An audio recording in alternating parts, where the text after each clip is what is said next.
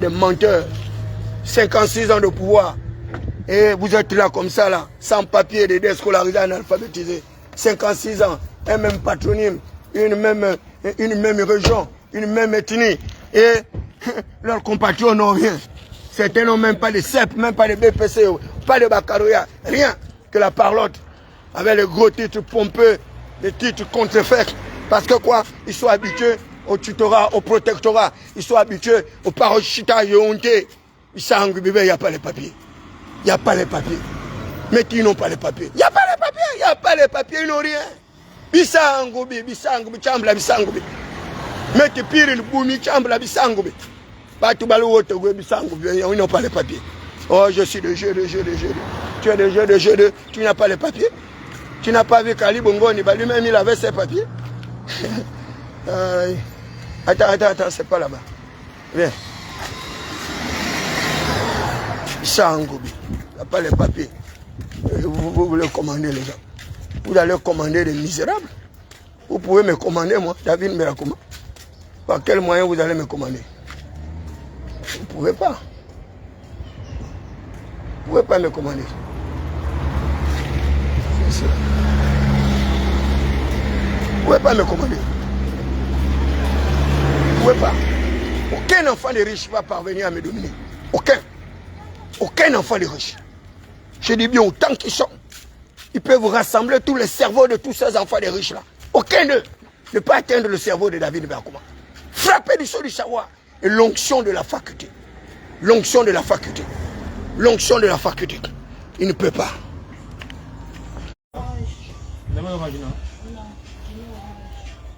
Amène-moi le judo orange.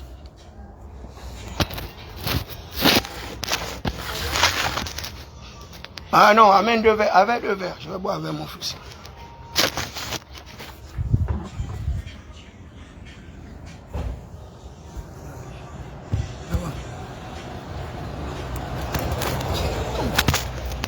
Et ils sont là, machin, en train de fatiguer les gens. Comment? Où? Ah oui? Toute une vie. 56 ans de gouvernance. 56 ans. Et même patronyme. 56 ans. Et ces gens-là n'ont même pas de certificat d'études primaires élémentaires. Ces pays. Certificat d'études primaires indigènes. Ils n'ont pas. Certificat d'études élémentaires, ils n'ont pas. Et tu les vois, ils font le malin. Ils font le malin. Tu les vois dans les cafés, se font passer pour des fils de bourgeois, des nantis, des plutocrates, des aristocrates, alors que ce sont des misérables, des vauriens, des savanes, des plateaux batékés, des minables, des mangeants de canne à sucre, de koumou. Ils sont là, ils veulent emmerder les gens. Tu les vois, oh non, et moi j'ai les voitures, oh j'ai l'argent, moi j'ai conçu ma vie. Tu as conçu ta vie avec quoi? Avec de l'argent mal gagné, de l'argent gagné sur des chemins dépravés, hein, des chemins remplis de ronces et d'épines, des chemins escamotés. Et tu te dis être riche, tu n'as rien, tu n'as aucune richesse. La plus grande richesse, c'est celle que j'ai. Un cerveau, moi, même pas archaïque comme Moyen-Âge, non. Un cerveau industrialisé, un cerveau moderne. Un cerveau électrifié, l'électrification du cerveau. Wow! Ils ont mis pour Suzanne, la quête de Kobaradash. On a qu'à l'étudier.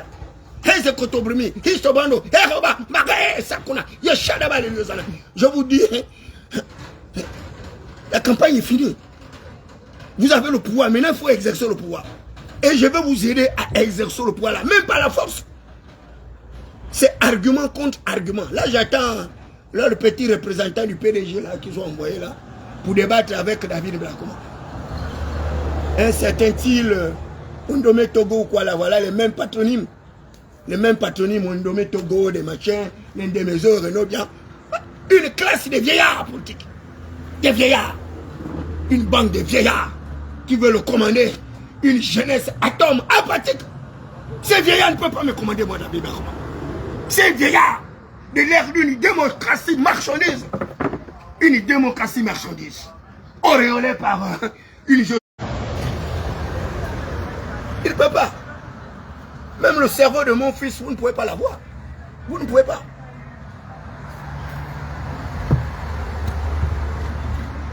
Le jour où un enfant de riche sera plus intelligent que moi, David Mbakouma, je ne vais plus apprendre. Un enfant de riche arriver à me battre, David Mbakouma, je n'irai plus avec toi. Là, ils ont oublié. Ils ont oublié les promesses du prince Béton. Ils ont oublié. Mais moi, je vais vous rafraîchir la mémoire. Parce que moi, je publie la sagesse des temps anciens. Je suis le prince de l'oralité. Moi, David Mbakouma. C'est nous qui avons le mystère du langage. C'est nous qui avons le mystère du langage. Béni soit ton nom éternel des armées. Lui qui exerce même pour le combat. Lui qui exerce même pour le combat. L'éternel des armées. Il exerce même pour le combat. Il te doit pour la bataille. La bataille. Mais les gens refusent de se battre. Je vais vous amener dans le mystère du conflit. Le mystère du conflit. Le mystère du conflit. C'est le plus grand ministère. Le ministère de l'affrontement et de la confrontation. Tant que vous n'êtes pas capable d'affronter vos démons, d'affronter vos obstacles, d'affronter votre ignorance, d'affronter votre médiocrité, d'affronter ce système rétrograde, ce système archaïque, l'archaïsme du pouvoir. Ce système qui ne soit pas capable d'enrichir le peuple souverain, le garant de toute légitimation du pouvoir. C'est le peuple qui est le légitimateur du pouvoir. Et ils étaient là, en train de mendier la grâce, la faveur du peuple. Ils étaient là, en train de courir dans tous les quartiers, dans les villes et villages. Parce qu'ils avaient besoin de la légitimation du peuple. Ils avaient besoin de la caution morale du peuple. Ils avaient besoin de la caution juridique du peuple.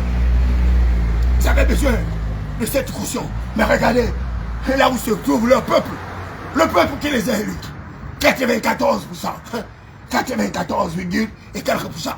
Un plébiscite. Malheureusement, ce peuple mendie. Un peuple mendiant. Un peuple mendiant. Et ils veulent se développer. Avec la mendicité. Un peuple qui arrive à légitimer toutes les autorités. Partout dans tous les pays de l'espace francophone. Les peuples africains vivent dans la misère, dans la pauvreté. Regardez au Cameroun. Un vieillard de 93 ans. Candidat à une pseudo-élection présidentielle. Et tu vois les Camerounais aller prendre une gargote, une bouteille de minéral avec un jus de 350 francs, plus un morceau de pain, un Paul Biya, et il s'exagérait même une opposé politique, sans base électorale. Et il a clocharisé comme ça. Tous les Camerounais, et tu les vois ces deux-là Camerounais, les pseudo-panafricanistes. Tu les vois pas venir en France, se faire passer pour des Français avec des faux papiers. Ils savent bien non pas les papiers. Parce que la France ne reconnaîtra jamais ces nègres, ces fils de Tori, des bas quartiers du Cameroun. Et un certain Camerounais, un certain Niamsi, un pseudo-intellectuel, soit dit avec ce pseudo-diplôme. Niamsi ne peut pas parler à David Mbakouma. Niamsi ne peut pas résister à un débat contradictoire avec David Mbakouma. Et il a choisi un punching ball, une cible. C'est notre chef d'État, Brice Oligui Nguema, qui est devenu sa cible, ignorant tous les principes de ce marche, du droit international, le principe d'autodétermination, l'autodétermination, le principe du droit du peuple à disposer d'eux-mêmes, le principe de souveraineté intérieure. Niamsi ne connaît pas cela. Il arrive à agresser nos institutions. Il arrive à agresser notre chef d'État à travers un langage orgueilleux, un langage calomniateur et délateur. Et le chef d'État n'a rien. Brice Oligui Nguema, il n'a rien. Il préfère s'entourer d'états, des bêtas, des ignares. Parce que ces gens-là sont des fils de palais, des fils, je ne sais quelle classe. Classe A, n'importe quoi. 20 ans au Canada, ils sont revenus sans papier. 20 ans aux États-Unis, ils sont venus sans papier. Leur seul papier, c'est leur patronyme. Le patronyme de leur père. Et c'est leur seul héritage. 52 héritiers de Mabongo Liba. Aucun héritier n'a conçu l'université, comme Marie-Madeleine Brontieux, pour donner les Gabonais un certain nombre de rudiments. Aucun. 52 héritiers, aucun des héritiers de Mabongo n'a créé un collège, une faculté de l'université, de quoi que ce soit. Et ils sont là en train de pavaner dans les rues de Libreville, avec les grosses voitures qui ne leur servent à rien. Ils ne sont même pas capables de bitumer les villes et villages. Alors que le bitume, c'est le goudron. Le bitume, c'est le goudron. Ils arrivent même à dire au chef de l'État que le bitume est différent du goudron. Vous voyez des gens comme ça? Ils arrivent même à mentir le chef de l'État. Le bitume, c'est le goudron. Le goudron, ce sont les résidus du pétrole. Les caca du pétrole. Et nous, on est un pays producteur du pétrole. On n'est pas capable d'avoir des ruelles goudronnées avec du bitume. On n'est pas capable. Et là, le prince béton a trouvé une autre stratégie qui est celle de bétonner partout. Et c'est pourquoi Bomengo, matricule 212, candidat à la mort, disait qu'il va arriver même à bétonner les lits des militaires. Ils vont se retrouver avec des lits en béton dans leur caserne. Parce que ces gens-là ne comprennent pas les enjeux de développement. Ils ne comprennent pas comment relancer la croissance économique, pas de politique monétaire. Ils ne savent pas comment relancer la croissance économique, pas de politique budgétaire. Ils ne savent pas comment relancer la croissance économique, pas de politique keynésienne. La politique des grands travaux. Oh, ça te savait mania. La vida ne puede ser diferente de la vida en la ciudad. La fuerza de la cabeza, la fuerza de la cabeza, la fuerza de la escuela, la fuerza de l'inteligencia. L'intelligence est un incendie et vous fait briller comme une éclair, comme un tsunami marin. L'Éternel fait bouillonner la mer comme une chaudière. On m'appelle le prince Adoumar, David Mbekakuma. Je suis le père de la riposte. Je suis le père de toutes les politiques d'endiguement et de contentement. Là, c'est plus la riposte radieuse. Maintenant, là, je vais vous amener dans une véritable mutation, une véritable transfiguration. Parce que moi, David Mbekakuma, on m'appelle Amus, on m'appelle le métamorphosé, on m'appelle la furie. Est-ce que tu crois bien dans la cabeza? Est-ce que tu crois bien dans la cabeza? Est-ce que un poco psicoloco? Un poco psicoloco. Levantarse, el espíritu del hombre. Levantarse, el espíritu del hijo. Levantarse, el espíritu del padre. My name is David. I am the son of God. My name is David. I am a winner. What have God? God give you a power, a power, a power to domine the world. A power to domine the world. Là, c'est mon fils, il est en train d'apprendre la science. Il est en train d'apprendre le savoir, la connaissance. Aucun enfant de riche va battre mon fils. Aucun. Parce qu'il va hériter ce que je suis par le système chromosomique, la génétique moléculaire. Mon fils va avoir le même cerveau que David Mbekakuma. Un cerveau oxygéné, capable de se connecter aux Pléiades, capable de se connecter à la lune, au soleil, avec tout ça. Les Équato-Guinéens, ils arrivent comme ça, à se moquer du prince Adouma. Les Équato-Guinéens arrivent comme ça, à se moquer du Gabon. L'un des pays les plus riches de l'humanité. Le Gabon est le pays le plus riche de l'humanité. Classifié à partir d'un certain nombre d'indicateurs macroéconomiques comme l'un des pays les plus riches de l'Afrique. Et regardez le Gabon. Un contraste flagrant avec une pauvreté, une paupérisation inimaginable. À cause de ces faux fils de palais, sans papier, qui ont entraîné un système régressif de gestion des ressources humaines. Un système basé sur le parachutage routier, le tutorat et le protectorat. Parce que ce sont des incapables. Ils n'ont pas les papiers. Ils n'ont pas les papiers. Ils n'ont pas les papiers. Ils n'ont pas les papiers. Ils n'ont pas les papiers. Et je vais vous rafraîchir la mémoire. Je vais vous rafraîchir la mémoire. Moi, le prince Adouma, je vais vous rafraîchir la mémoire. Vous savez, lorsque le chef de l'État est candidat à l'élection présidentielle, il avait parlé de 6 projets structurants dans son projet de société. Il faut que Brice Kotori Digma le sache. Et je vais le lui rappeler. Il avait parlé d'un premier pilier fondamental, l'accès à l'eau potable et l'énergie. Mais regardez le Gabon. Un pays riche avec autant de cours d'eau, on n'est pas capable de donner au peuple l'accès à un minimum social.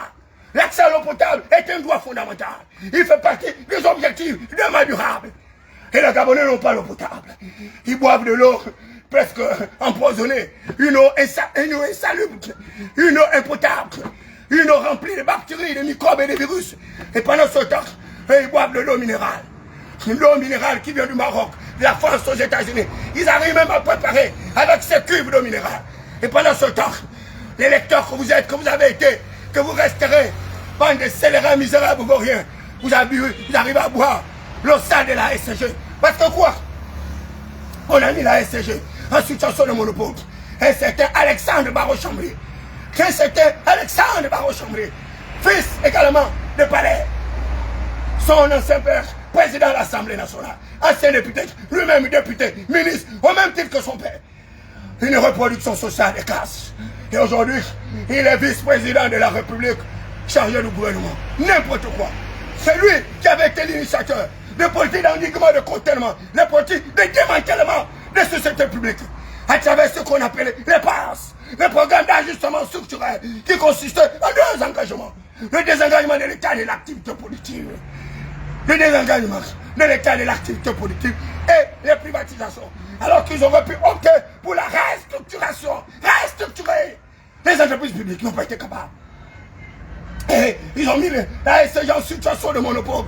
Alors que Baro Chambier le sait. Qu'une entreprise en situation de monopole ne va jamais améliorer la qualité de son service. Ce n'est pas possible. Il faut ce qu'on appelle en économie les oligopoles. Les oligopoles. Les oligopoles. Créer une saine compétitivité économique. Pour rentrer dans un marché capitalistique, dans un marché concurrentiel, pour améliorer le rendement. Ils ne sont pas capables. Et le peuple souffre. Ils n'ont pas d'eau, ils n'ont pas d'électricité. Alors qu'on arrive par des méthodes de la science, la technologie, transformer la poubelle en énergie électrique. Ils n'en sont pas capables. Et ils ont des maires de clochettes et pécadiers dans les villes et villages. Des maires sans diplôme, sans papier. Mais ça a engobé la problématique de papier. Ils n'ont pas de papier. Ils n'ont pas de papier. Aucune technique politique. On transforme la poubelle en électricité. Et tout le pays est électrifié. Regardez la grosse poubelle de Midoubé. Ils n'en sont pas capables d'arriver à un traitement des déchets. Zéro. La poubelle est une électricité.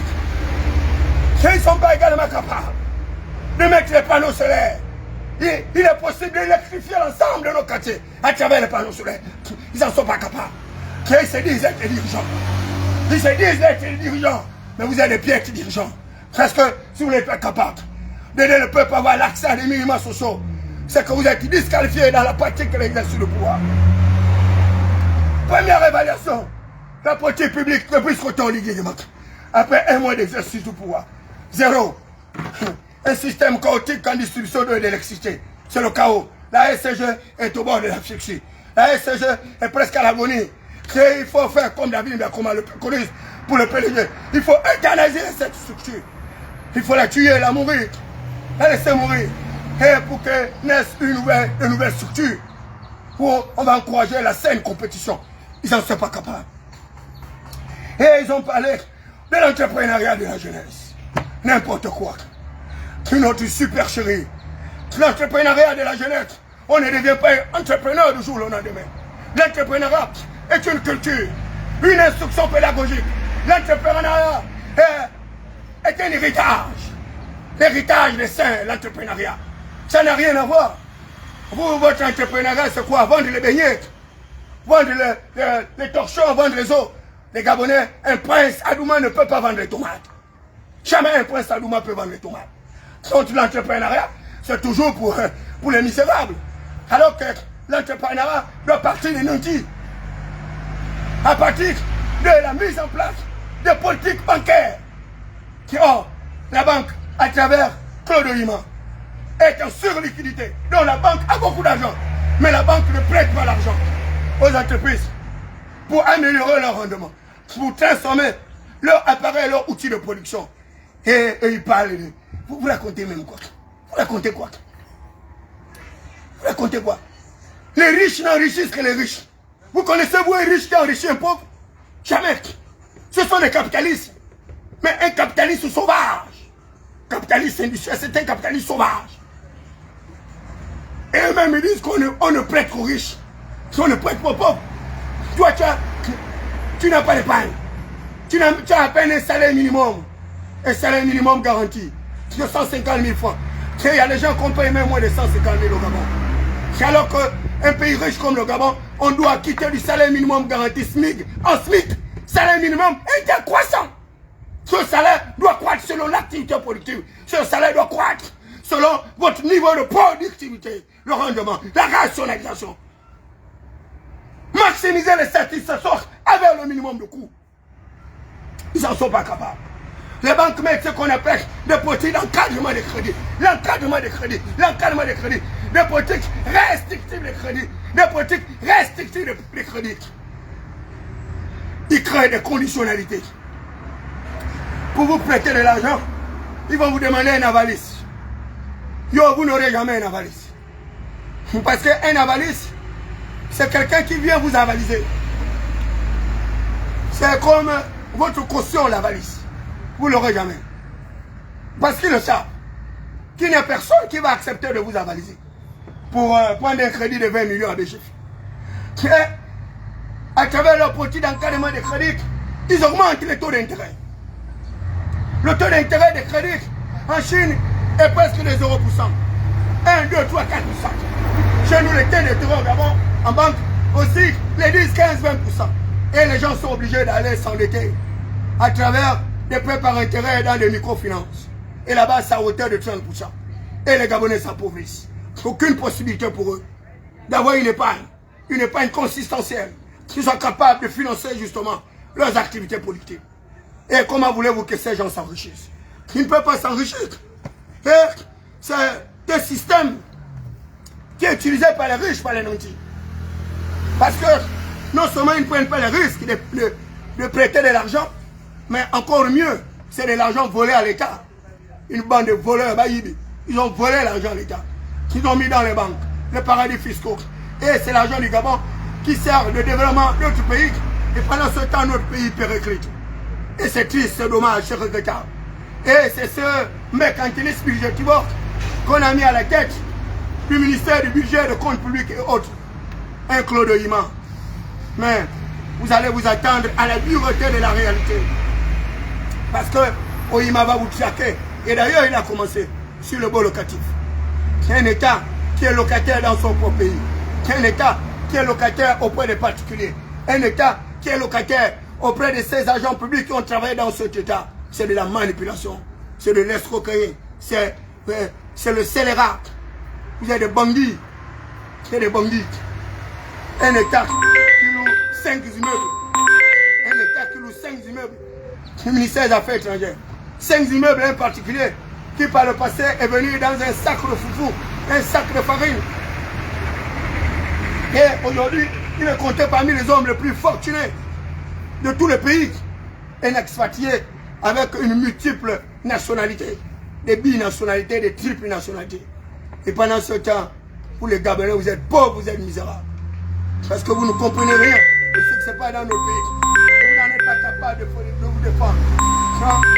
Le chef de l'État a encore parlé des infrastructures routières, des infrastructures portuaires, des infrastructures aéronautiques. C'est où? Il n'y a pas. Et c'est pour aujourd'hui que vous allez avoir ces infrastructures. Il a parlé également du capital humain. Mais le capital humain ne peut pas se développer dès lors que vous n'investissez pas dans la recherche fondamentale, dans la recherche appliquée, dans le domaine de compétences. Vous ne construisez pas les écoles, vous ne construisez pas des universités, vous ne construisez pas des hôpitaux et autres. Vous parlez de quelle infrastructure? Le Gabon est au stade embryonnaire dans le développement des infrastructures, au stade analytique, zéro. Et on a parlé de l'économie sociale, de développement durable. Oh là là, l'économie sociale de toutes les façons. Je venais de faire un reçu. Notre économie n'a aucune existence, aucun contenu, il n'y a rien. Le premier critère d'une économie en voie de développement, c'est l'investissement dans le secteur primaire, l'agriculture. Dès que vous n'êtes pas capable d'arriver à nourrir votre population, dès que vous n'êtes pas capable d'arriver à lutter contre les déséquilibres alimentaires, d'arriver justement à l'autosuffisance alimentaire, vous avez échoué. Vous avez échoué. On n'est pas capable de nourrir une petite population de 2 millions d'habitants avec des terres aussi fertiles, des terres aussi cultivables. On n'en est pas capable. Ils sont encore à une agriculture de subsistance, une agriculture de quartiers mal famés, de quartiers sous-intégrés, alors qu'on parle d'une agriculture industrielle, une agriculture capitalisée, mécanisée, à haute intensité capitalistique. C'est cette agriculture qui arrive à produire le rendement, la plus-value, améliorer le pouvoir d'achat des ménages. Une agriculture intensive, mécanisée. Ils ont des agronomes qui sont devenus des pêcheurs, des vendeurs à la sauvette, les vendeurs de Moutouki, des ingénieurs agronomes, n'importe quoi. Ils ont détruit le projet Grain d'Ali Bongo Liba. Ils ont détourné les agents, ils ont volé l'argent. Ils n'ont pas été capables de financer même le minimum. Alors que l'igname de l'Oconi pouvait être internationalisé. vendu à l'international. Le manioc de Bakéké, ce manioc à l'image de la taille de ces populations, aurait pu servir justement d'appui, de développement. Il n'y a rien. Un manioc à la dimension de la taille des réceptacles et des cultivateurs de ce manioc. Parce que tellement ils rêvent petits, qu'ils ont pétifié le peuple, ils ont pétifié la nation. Parce qu'ils ont des petits rêves, des rêves de moineaux. Ils n'ont pas de rêves d'une dimension telle que celle de Joseph, qui voyait le soleil se prosterner devant lui. Le soleil qui n'était rien que l'image du roi Pharaon. Et dans Genèse 40-44, le roi Pharaon dit: Joseph, à partir d'aujourd'hui, je te donne le commandement sur tout. Le commandement sur tout. Il n'y a rien. Une bande de menteurs. 30 ans, 50 ans de gouvernance, il n'y a rien. Ok. Ils ont encore parlé de quoi? Hein? La gouvernance institutionnalisée. Oh, Saltazar Mamio, Dios mio. Une gouvernance institutionnalisée. C'est l'État qui est la forme la plus achevée de pouvoir. La gouvernance institutionnalisée repose sur le mécanisme d'une démocratie pluraliste. Mais la démocratie pluraliste qu'ils ont adoptée, c'est une démocratie contrefaite. Parce qu'il n'y aura aucune pluralité d'opinion. Une démocratie qui empêche le développement de compétences. La seule compétitivité qui est gagnée. Ils bloquent les gens pour les... On empêche les gens de démissionner. Pour qu'ils ne soient pas candidats. Le parti de Gervais Ognal. Un autre parti de Mbouniefien, de Bouffon. Un parti des esclaves. Un parti de l'esclave. Regardez le PLG. Avec toutes ces démissions. Avec des acteurs politiques Moutouki. Des acteurs politiques tels des vendeurs à la sauvette.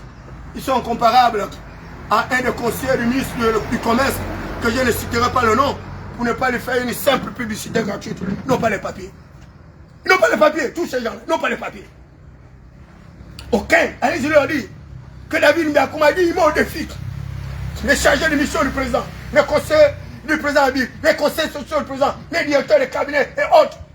Dites-leur que David Mbiakoum a dit, il m'a au défi. L'ensemble du cabinet présidentiel. Pour un véritable débat contradictoire sur les enjeux de développement, sur le projet de société du chef de l'État. La campagne est finie. C'est maintenant, c'est argument contre argument. Ce n'est pas votre campagne de façade que vous avez fait là pour tromper le peuple. Vous dites au peuple de voter, voter, voter, sans leur expliquer la quintessence, l'originalité du projet de société du chef de l'État. Un projet de société avec tout un intérêt, mais aucun niveau d'applicabilité. Parce qu'il n'y a pas les hommes. Il n'y a pas les hommes. Hein? Ce sont des femmelettes, des porteurs de dentelles, des porteurs de camisoles. Et tout le pays est comme ça. Les hommes sont devenus des femmes sont devenues des hommes. Il leur est arrivé ce que disait mon père Ecclésiaste dans sa réflexion. Qu'il avait vu d'ailleurs comme une injustice de la part de celui qui gouverne. Une injustice de la part du dirigeant, du gouverneur. Le prince béton. La folie occupe le lieu très élevé. Pendant que les esclaves sont sur le chevaux, le roi marche par terre.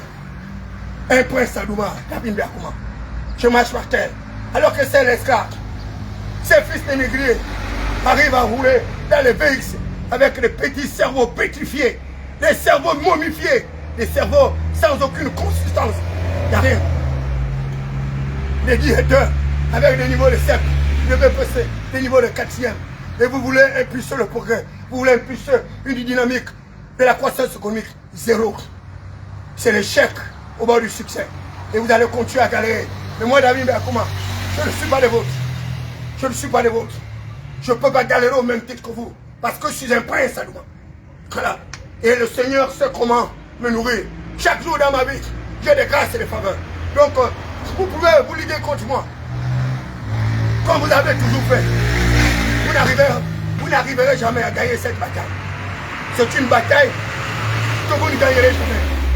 Parce que moi, David Mbiakoum, j'ai appris à me défendre. J'ai appris à me défendre. Gloire, honneur, louange au Dieu de ma même Goudou Seigneur. Ce Dieu de grâce et de faveur qui m'a permis d'être un leader. Un leader universel et non un leader continental. Et non un leader tribal. Et non un leader ethno-régionaliste. Regardez bien la forme de mon ossature. Je suis un parfait athlète. J'ai fait la boxe. J'ai fait le judo. J'ai fait le karaté. Je joue au handball. Je joue au volley. Je joue au tennis. j'ai pratiqué toutes ces disciplines lorsque le Gabon était le Gabon. Et aujourd'hui, le Gabon n'est plus que l'ombre de la déchéance. Et regardez cette jeunesse, une jeunesse malade, une jeunesse qui exerce la violence. Alors que la véritable violence qu'ils doivent exercer, ce sont les papiers, les sangs, les livres, voilà. Les grands méliers, du docteur Olukoya. La déviation satanique de la race noire, du docteur Olukoya. La déviation satanique de la race noire. La race noire est malade. Voilà, les démons tropicaux. Et vos dirigeants sont des démons tropicaux. Ceux qui vous dirigent sont des démons tropicaux. Vous les voyez là comme étant des êtres humains. Et ils sont loin d'être des humains. Ce sont des mangeurs de chair, des buveurs de sang. Voilà, la célébrité des masques. Ce sont des faux dirigeants, des dirigeants qui n'ont pas de compétences. Voilà, permission de penser grand.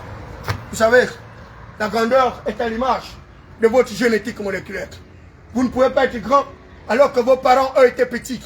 Vos parents ont accepté l'esclavage. Vos parents ont été déportés des villes africaines pour se retrouver en France, aux États-Unis et autres. Et vous n'êtes pas capable de revenir dans votre essence, de revenir à l'intérieur de vous-même, de penser qu'il est possible pour vous de renverser la tendance. Renverser la tendance, c'est embrasser justement le ministère de l'affrontement et de la confrontation. Le ministère de l'affrontement et de la confrontation, c'est celui qui a été initié par Karl Marx, qui l'a qualifié de la révolution prolétarienne. La révolution prolétarienne consiste au fils des prolétaires d'élever leur niveau de conscience, d'élever leur niveau de subconscience, d'élever leur niveau d'aptitude professionnelle à travers une certaine éclosion de leur cerveau, frapper une certaine onction de leur cerveau pour leur permettre de compétir avec ces fils de nantis, ces fils de bourgeois, ces fils de gérocrates, ces fils de plutocrates, ces fils de féministes émergents sans base électorale. C'est la véritable bataille que nous devons mener lors de ce processus électoral. Il s'agira pour nous, justement, de prendre d'assaut la chambre des caméras pour envoyer les fils des prolétaires, être des députés, des maires, des sénateurs, pour que nous également, nous puissions être aux commandes et annihiler justement le système de reproduction des classes qui se transforme en système d'accélération des classes. Et il est possible de le faire. Et c'est pourquoi je vous invite de rejoindre la Ligue des non-alignés, la troisième voie, à travers David Mbeakuma, Alain Gauthier et les autres, Kobreti, Bomengon, parce que nous devons mener un certain nombre de batailles pour renverser ces fils de bourgeois qui sont en train de nous esclavagiser, ces négriers sans base électorale, qui n'ont pour diplôme seulement leur patronyme. Parce que leurs pères ont dirigé nos pères, leurs pères ont dirigé nos pères. Il est hors de question que leurs fils également viennent nous diriger. Hors de question. J'ai servi Omar Bongo Niba. J'ai mangé l'argent d'Omar Bongo Niba. Et nombreux ont volé mon argent. Ils ont joui de mes faveurs à travers Omar Bongo Niba. Parce qu'Omar Bongo Niba avait du respect pour David Mbeakuma. Il avait la considération. Et je me suis retrouvé avec 3-4 décrets présidentiels. Moi, David Mbeakuma. Ali Bongo Niba, pareil. J'ai intégré le ministère des Affaires étrangères comme chargé de mission. Le ministre délégué auprès du vice-premier ministre Jean-Pierre Ngokoka, qui était premier secrétaire chancelier régisseur d'ambassade au Togo, Bénin et Ghana. Et j'étais le plus jeune de ma mission diplomatique.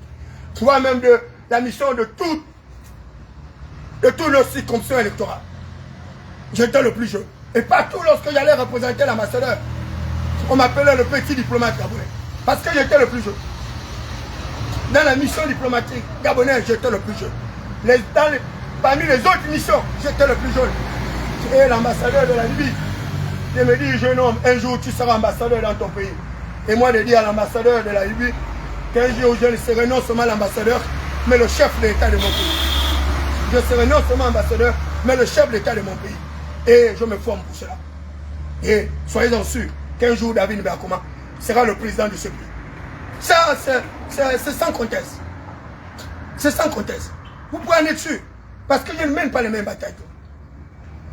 Donc j'invite tous ceux qui veulent participer à la troisième voie, être les futurs candidats aux différentes élections, de me contacter, moi, David Mbeakuma, au numéro 074 97 19 03.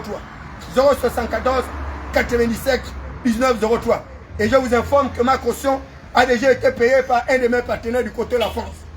Donc ma caution d'1 million à l'élection législative, elle a déjà été payée.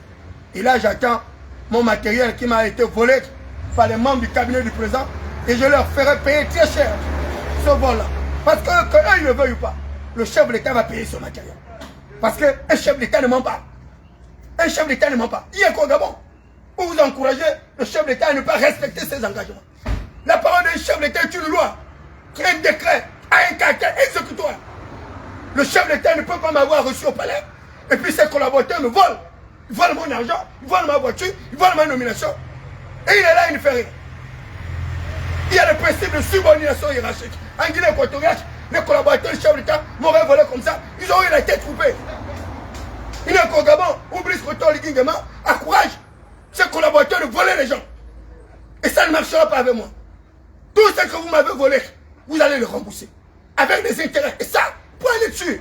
Que je ne suis pas en train de blaguer. Cette semaine, je vais vous créer un tsunami. Parce que la campagne est finie. Le président est élu. Oui, il est au pouvoir. Il faut qu'il exerce son pouvoir. Et on va voir comment il va exercer son pouvoir là. En se moquant du peuple. On verra comment il va faire. Nous allons tout faire pour l'en empêcher.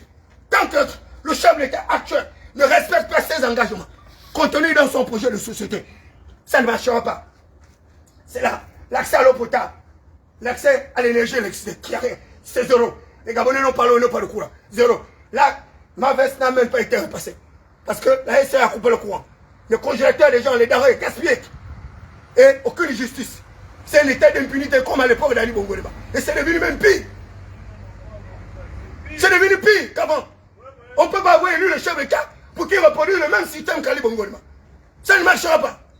Voilà, l'entrepreneuriat de la jeunesse. C'est où? Il n'y a rien. Il me refuse un taxi gab. Voilà, le jeune est la barque. On lui refuse un taxi gab. Un Gabonais, il est obligé de faire le clando, travailler pour un autre Camerounais. Et ils sont là en train de raconter les balivernes. Oh, la lutte contre le chômage.